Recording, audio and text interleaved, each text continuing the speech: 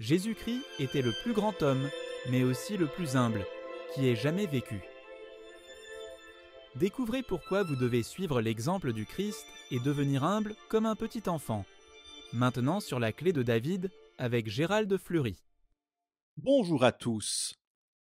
L'évangile de Matthieu contient un message fort qui s'adresse à tous les éducateurs et aussi au monde entier. Le Christ nous donne un avertissement fort concernant l'importance de l'humilité dans la vie. Pourquoi est-ce si important? Eh bien, le Christ nous le montre ici par ses propres mots dans un passage de l'Écriture que je vais vous lire dans un instant. C'est ainsi que nous apprenons à le connaître. Il ne peut nous enseigner que si nous avons cette caractéristique. C'est une partie étonnante de notre caractère.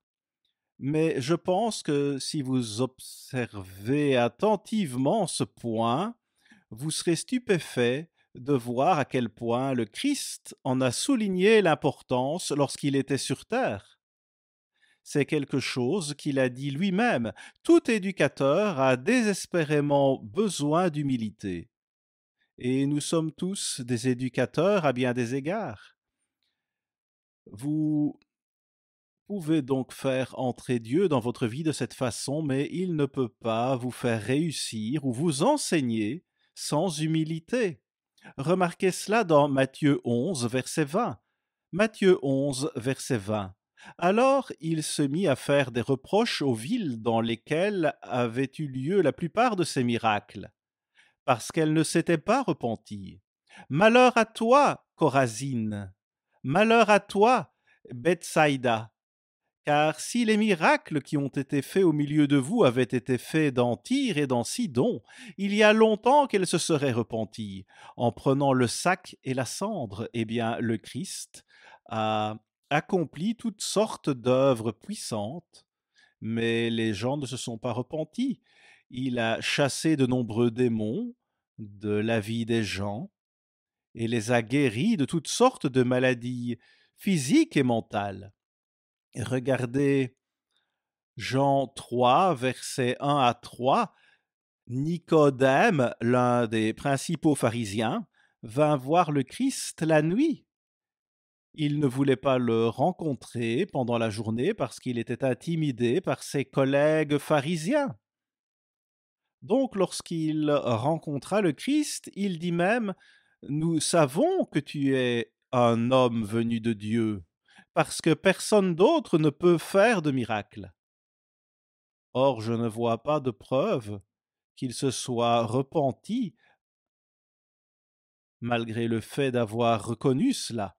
Nous devons donc comprendre cela et ne pas laisser la peur de l'homme nous faire obstacle. Dieu nous enseignera comment faire face à quoi que ce soit dans la vie. Remarquez le verset 22. C'est pourquoi je vous le dis, au jour du jugement, Tyr et Sidon seront traités moins rigoureusement que vous. Et toi, Capharnaüm, c'était une région de vacances fréquentée par les riches. Et il dit, et toi, Capharnaüm, seras-tu élevé jusqu'au ciel? Non, tu seras abaissé jusqu'au séjour des morts. Car si les miracles qui ont été faits au milieu de toi avaient été faits dans Sodome, elles subsisteraient encore aujourd'hui. Quelle déclaration, c'est étonnant! Ces gens se seraient repentis si le Christ eût été parmi eux. Ensuite, remarquez le verset 25, où se trouve le cœur de tout cela. Le verset 25 dit, en ce temps-là, Jésus prit la parole et dit, « Je te loue, Père, Seigneur du ciel et de la terre, de ce que tu as caché ces choses aux sages et aux intelligents, et de ce que tu les as révélées aux enfants. » Quelle déclaration! Quelle déclaration! Le monde entier est séduit. Apocalypse 12, verset 9. Et Satan est le dieu de ce monde. 2 Corinthiens 4, verset 4. Pourquoi? Eh bien, comme le Christ le dit ici, eh bien, Dieu cache cela aux sages et aux intelligents, aux gens les plus intelligents, à cause de leur orgueil, de leur vanité et de leur manque de repentance. Il était là pour les enseigner, mais ils n'ont rien voulu apprendre. Pourtant, le problème numéro un de ce monde aujourd'hui est celui de la survie de l'humanité. Nous avons donc besoin d'aide. Nous avons besoin de quelqu'un pour nous donner la compréhension manquante. Donc, vous ne trouverez pas la vérité de Dieu avec les sages et les intelligents. Dans l'ensemble, Dieu dit que parce qu'ils sont si vains et désobéissants, il ne peut pas leur enseigner quoi que ce soit. Et il doit enseigner des bébés, des petits-enfants bien élevés. Or, c'est une déclaration inquiétante lorsqu'il dit qu'il cachera cela aux sages et aux intelligents. C'est un gros problème et c'est quelque chose d'inquiétant quand on y pense, en raison de sa gravité. Dieu est vivant et vous pouvez prouver ce fait. Il vint sur terre et parla directement à l'homme, mais l'humanité ne réussit pas vraiment à saisir ces paroles. Alors pensez à toutes les universités et aux spécialistes. Dieu fait une déclaration générale ici. Je ne donnerai pas la vérité aux sages et aux intelligents. Je la leur cacherai. Je la leur cacherai, mais je la donnerai aux petits-enfants, aux enfants bien élevés, qui sont si désireux de recevoir l'instruction. Et Dieu dit, c'est ainsi que vous devez vous comporter. L'on doit vraiment méditer ces paroles. Remarquez Matthieu 18, verset 1. À ce moment, les disciples s'approchèrent de Jésus et dirent « Qui donc est le plus grand dans le royaume des cieux ?» Jésus, ayant appelé un petit enfant, le plaça au milieu d'eux et dit « Je vous le dis en vérité, si vous ne vous convertissez et si vous ne devenez comme les petits enfants, vous n'entrerez pas dans le royaume des cieux. » Il dit que si vous ne devenez pas comme un petit enfant, et si vous ne vous laissez pas enseigner par Dieu, vous n'entrerez jamais dans le royaume de Dieu. Cette déclaration ne pouvait être plus forte. Verset 4, c'est pourquoi quiconque se rendra humble, notez cela, quiconque se rendra humble comme ce petit enfant sera le plus grand dans le royaume des cieux. Celui qui fait cela est le plus grand dans le royaume des cieux. Ils auront de grandes récompenses. C'est la meilleure nouvelle que l'on puisse entendre quand on pense à cette déclaration. Nous devons donc nous humilier, nous tous, et nous sommes tous des éducateurs, d'une manière ou d'une autre. Mais si nous voulons faire partie de l'œuvre de Dieu et comprendre sa Bible inspirée, eh bien, nous devons nous humilier. Sinon, nous ne serons jamais dans le royaume de Dieu, si nous ne nous humilions pas comme un petit enfant bien élevé. J'aimerais donc vous parler de comment devenir humble comme un petit enfant. C'est un excellent sujet à aborder.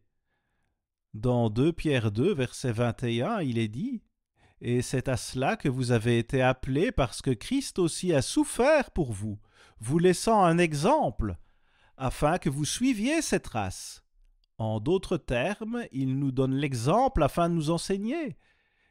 Et il désire que nous suivions cette trace. Passons maintenant à Philippiens 2, verset 1.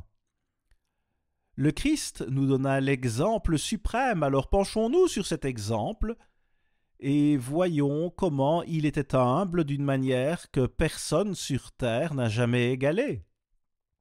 Personne. Philippiens 2, verset 1 dit « Si donc il y a quelque consolation en Christ, s'il y a quelque soulagement dans la charité, s'il y a quelque union d'esprit, s'il y a quelque compassion et quelque miséricorde, rendez ma joie parfaite. Si vous recevez l'enseignement de Dieu, cela apporte de la joie dans votre vie. Rendez ma joie parfaite, ayant un même sentiment. Je veux que vous ayez le même sentiment que moi, un même amour, une même âme, une même pensée. Ne faites rien par esprit de parti ou par vaine gloire, mais que l'humilité, il est encore question de l'humilité, qu'elle vous fasse regarder les autres comme étant au-dessus de vous-même, que chacun de vous, au lieu de considérer ses propres intérêts, considère aussi ceux des autres. Ici encore, il vous dit comment faire. Puis le verset 5 dit « Ayez en vous les sentiments qui étaient en Jésus-Christ ». Nous avons besoin de sa pensée. Et si vous lisez Jean 1, verset 1, vous verrez qu'il était la parole. Il était avec Dieu avant même que les hommes ne soient créés. Il était le porte-parole de la famille de Dieu. Il était Dieu. Dans Jean 1, ces deux devinrent le Père et le Fils, et maintenant il crée d'autres fils et filles. Dieu est en train de construire une famille. Le verset 6 dit « Lequel, existant en forme de Dieu, il était Dieu, n'a pas cru devoir être égal à Dieu, n'a point regardé comme une proie à arracher d'être égal avec Dieu, mais s'est dépouillé lui-même, voilà l'humilité, en prenant une forme de serviteur, en devenant semblable aux hommes, et ayant paru comme un simple homme, il s'est humilié lui-même, se rendant obéissant jusqu'à la mort, même jusqu'à la mort de la croix. » C'est la saison de la Pâque, et la Pâque nous rappelle comment Jésus-Christ fut battu férocement et sauvagement, puis il fut crucifié et défiguré comme aucun homme ne l'a jamais été. Il faut beaucoup d'humilité pour traverser cela. Nous ne pouvons pas nous concentrer sur nous-mêmes. Cela ne nous aidera nullement. Le verset 9 dit « C'est pourquoi aussi Dieu l'a souverainement élevé et lui a donné le nom qui est au-dessus de tout nom, afin qu'au nom de Jésus, tout genou fléchisse. » Dieu dit que tout genou doit fléchir si nous voulons être enseignés par lui. Il a donc fléchi les genoux. C'est ce qu'il a fait. Il était Dieu, et il vint sur la terre en tant qu'être humain, Dieu dans la chair. Il endura toutes ses souffrances afin de payer nos péchés. C'est la raison d'être de la Pâque. Mais comme il est dit, nous sommes sauvés par sa vie, pas par l'effusion de son sang, bien que cela ait payé nos péchés. Au verset 17, il est dit « Je m'en réjouis et je me réjouis avec vous tous. Vous aussi réjouissez-vous de même et réjouissez-vous avec moi. » Vous voyez, Dieu nous apprend à être joyeux et à nous réjouir. Lisons quelques versets dans Ésaïe 52, verset 14. Cela montre comment il s'humilia. Ésaïe 52, verset 14. Tant son visage était défiguré, tant son aspect différait de celui des fils de l'homme. Eh bien, il s'agit d'un exemple sans précédent. Au verset 3 d'Ésaïe 53, il est dit que le Christ fut méprisé et a abandonné des hommes. Les versets 4 et 5 disent qu'il fut humilié en raison de nos péchés et que c'est par ses meurtrissures que nous sommes guéris. Il reçut toutes ces meurtrissures avant même de monter sur le poteau pour être crucifié, mais il fit cela pour que nous puissions être guéris miraculeusement, tout comme il faisait lorsqu'il était sur la terre. Il guérit tant de gens. Au verset 6, cela montre que nous devrions plutôt penser à l'agneau pascal. Vous voyez, c'est le moment de penser à ce que fit le Christ pour nous et à comment il nous donna la possibilité d'entrer dans son royaume.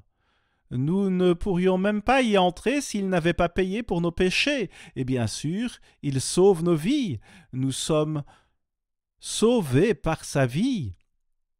Le verset 7 dit que le Christ fut amené à la boucherie, tout comme les agneaux lors de la Pâque dans l'ancien Israël. Puis le verset 8 dit « Il est ôté de l'angoisse et du jugement, et sa génération, qui la racontera ?» Qui la racontera? Qui? Ésaïe est un livre destiné au temps de la fin. Vous pouvez voir cela au chapitre 30. C'est un livre pour le temps de la fin. Alors il dit « Sa génération, qui la racontera ?» Et nous sommes à une époque où Dieu veut que son peuple raconte sa génération. Il veut que nous fassions passer ce message sur sa génération et sur le message de la Pâque. Nous avons un livre sur les jours saints qui vous expliquera cela. C'est une compréhension dont nous avons vraiment besoin. Jetons un coup d'œil à Acte 8, versets 32 et 33. Il s'agit en fait d'une citation de ce que je viens de vous lire sur la déclaration de sa génération. Verset 32, le passage de l'Écriture qu'il lisait était celui-ci. Il a été mené comme une brebis à la boucherie et comme un agneau muet devant celui qui le tond. Il n'a point ouvert la bouche. Dans son humiliation, son jugement a été levé.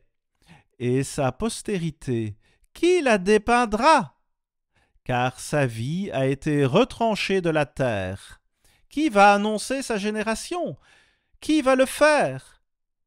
Cette écriture n'est autre qu'une citation du livre d'Ésaïe, qui s'adresse au temps de la fin, et à Israël, pas seulement à Juda, mais à Israël. Les 3 nations israélites en particulier, et tout cela est expliqué dans notre livre, les anglo-saxons selon la prophétie. Mais Dieu demande, eh bien, qui va déclarer cela?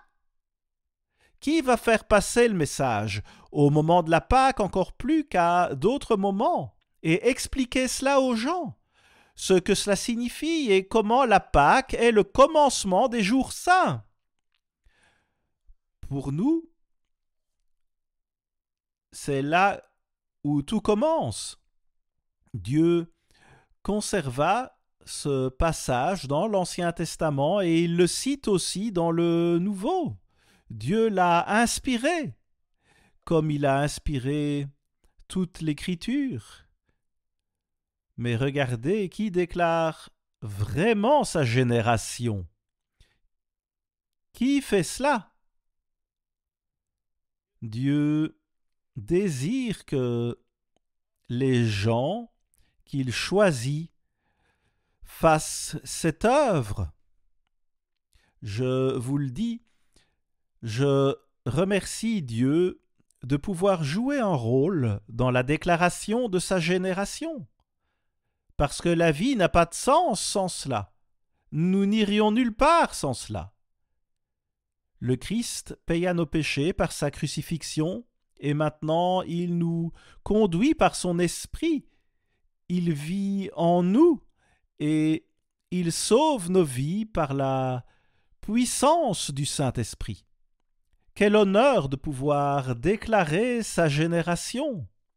C'est spécial. Remarquez le verset 26 de 1 Corinthiens 1. Considérez, frères, que parmi vous qui avez été appelés, il n'y a ni beaucoup de sages, alors pas beaucoup de sages, selon la chair, ni beaucoup de puissants, ni beaucoup de nobles.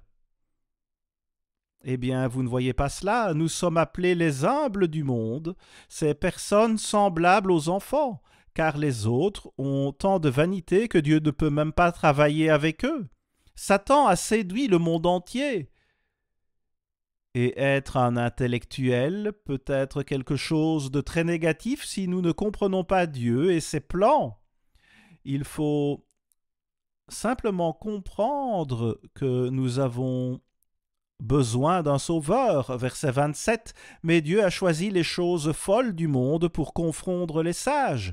Dieu a choisi les choses faibles du monde pour confondre les fortes. Et Dieu a choisi les choses viles du monde et celles qu'on méprise, celles qui ne sont point pour réduire à néant celles qui sont. Le Père construit une famille. Il se recrée en l'homme et nous avons l'occasion de faire partie de cette famille. Et si nous agissons avant la seconde venue, si nous faisons l'œuvre de Dieu en déclarant sa génération, alors il nous permettra de partager le trône de David avec lui pour toujours. Et nous régnerons sur la terre et sur l'univers. Au verset 29, il dit qu'il veut simplement que nulle chair ne se glorifie devant Dieu, que personne ne soit si vain, que personne ne se croie si sage et si intelligent, car il s'agit en fait d'une sagesse et d'une intelligence du monde. Nous devons demander ces choses auprès de Dieu, et remarquez le verset 31, afin, comme il est écrit, que celui qui se glorifie dans le Seigneur. En d'autres termes, louez Dieu et exaltez-le, et ne vous exaltez pas vous-même. Dieu peut vraiment instruire une telle personne. Comme l'on peut instruire un petit enfant qui veut apprendre, nous devrions vouloir tout apprendre. Sans Dieu, nous ne savons rien. Et sans lui, nous ne pouvons rien faire sur le plan spirituel. Vous voyez, c'est le Père qui choisit une personne et ensuite il remet cette personne à Jésus-Christ qui travaille avec lui. Mais il ne peut pas choisir les personnes les plus élevées et les plus puissantes. Il ne le peut tout simplement pas. Remarquez le verset 1 d'Ésaïe 66. « Ainsi parle l'Éternel, le ciel est mon trône, et la terre mon marchepied. » Verset 2. « Toutes ces choses, ma main les a faites, et toutes ont reçu l'existence, dit l'Éternel. Voici sur qui je porterai mes regards, sur cet homme, sur cet individu, sur celui qui souffre et qui a l'esprit abattu, c'est un esprit humble, sur celui qui craint ma parole. » Celui qui tremble devant la parole de Dieu, cette personne craint Dieu et souhaite recevoir de l'instruction. Dieu peut instruire une personne comme celle-ci, comme aucune autre. Relisez ce verset, je vous le dis, c'est un verset puissant. Ensuite, il est question de toute une nation qui naîtra en un jour. Une nation constituée de ces gens qui ont agi, qui ont déclaré la génération du Christ et sa crucifixion et son effroyable passage à tabac. Nous devons toujours déclarer cette génération. Vous pouvez lire vous-même Ésaïe 57, verset 15, où il est dit que nous avons besoin d'un esprit contrit et humble afin de raviver l'esprit d'humilité. Vous voyez, il veut que nous fassions renaître l'esprit d'humilité et que nous nous débarrassions de la vanité, de l'orgueil, de l'arrogance et de toutes ces façons naturelles de penser. Suivez l'exemple de Jésus-Christ. Le fait d'être contrit signifie être brisé en morceaux, écrasé, humble, réduit en petits morceaux.